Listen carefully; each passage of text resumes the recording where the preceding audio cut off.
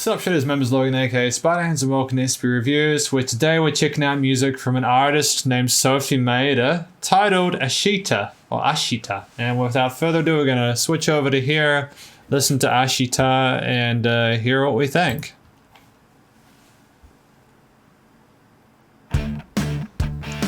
Ooh, we got like an early 2000s kind of kick. An overdrive tone. I'm digging this. Very bright, very fluffy, kind of fluffy in a good way. Oh, lead guitar? Oh. Very professional. Oh.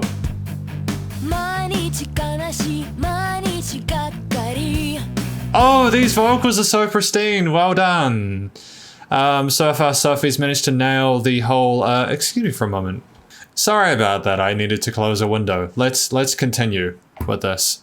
I'm just really blown away with how professional this whole sort of tonality this single is thus far. Really nice way to sort of introduce yourself as an artist. Post-production's stellar. Oh, cool build.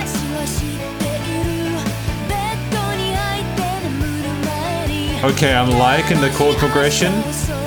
A very poppy kind of progression, but the overdrive and distortion in these instruments really sort of balance it out quite well. It's really catchy, and that bass is high on the low end as well. I wish I spoke Japanese. Yep, that was cool. Cool fills as well. I wonder if Sofi Maeda wrote the instruments, like she played all the different parts, because that would be pretty impressive, wouldn't it? Yep, tight reintroduction. There's an assertiveness that I love that suits the tonality of the rest of the instruments. A polish to that professionalism. Okay, we'll get our bridge.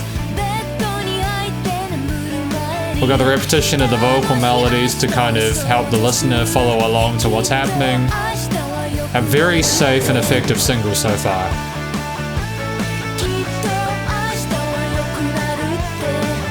I also like the fact that I love the fact that the guitar melodies, like lead lines, aren't sort of fighting with the vocalist. It's been mixed and mastered in a way that everything is kind of getting along really nice and very friendly. Oh, got an interlude. Nice change. Going to the minor. Got some 6th and 7 intervals going there, I dig it. Oh, some low key interlude. Oh, that reverb, that spring reverb in the guitar is lush. It's beautiful. Fantastic choice. Oh, it's just been such a slick presentation so far.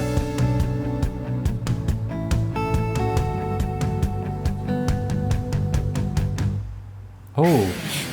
Hey! Cool little pig slide there. Yay! Oh, that vocal line is so energetic and peppy and charismatic. How could you not love this? Well done, Sofi Maeda.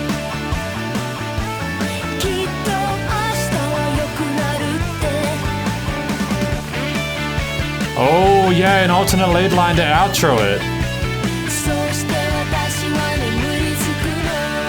A very lovely pop punk single. Very well done. Yeah, I've got no concerns whatsoever about Sofi Maeda's ability to be able to carry herself as a professional with this one. Everything there was pretty much spot on and perfect. It's a very catchy single. It's going to be stuck in my head for the rest of the day. I loved the attitude in it. I loved the positivity that was expressed with the music of it, especially with a track like this. You need to have the instruments sort of communicate what the vocals might not be able to, especially for someone like me who doesn't speak the language natively. My impression of what the song is about is that it's about a journey or an adventure of some kind, and it's about keeping going and doing the best you can and making the most out of life and its various opportunities. That's what the music sounds like to me. It definitely doesn't sound like she's having a bad day or she's going through a breakup. And I'm hoping that I'm on the money with that, because everything else was so well put together, and so it just seemed like they really cared about the single.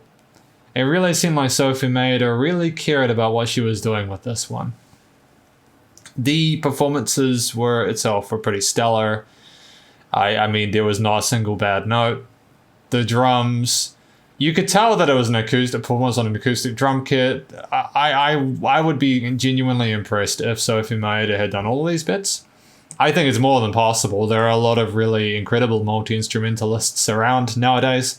I think that's the direction that a lot of independent musicians are going, as especially in times like this, where like when you're locked down, you're stuck at home. You can do it via Zoom, but not every sort of drummer, for instance, has their own sort of set of mics and a mixing desk it's difficult to do literally.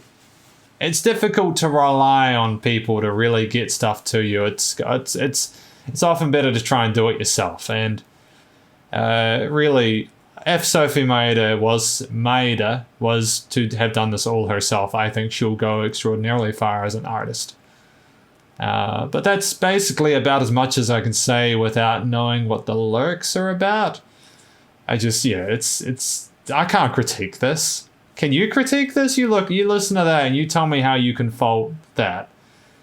I'm not sure what the rest of her tunes would be like. I haven't checked out her Spotify beyond this song, but hopefully you will. I can only assume that the rest of her stuff will be like this, and she'll just continue down that pop punk route with the overdriven guitars.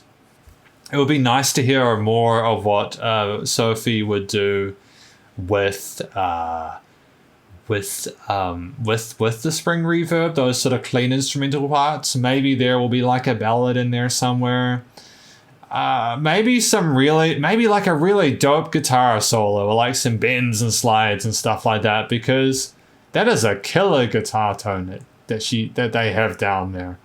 I'm just blown away by this. It's very like mid 2000s kind of Avril Lavigne kind of groove, except Avril Lavigne didn't have this kind of class, you know what I mean?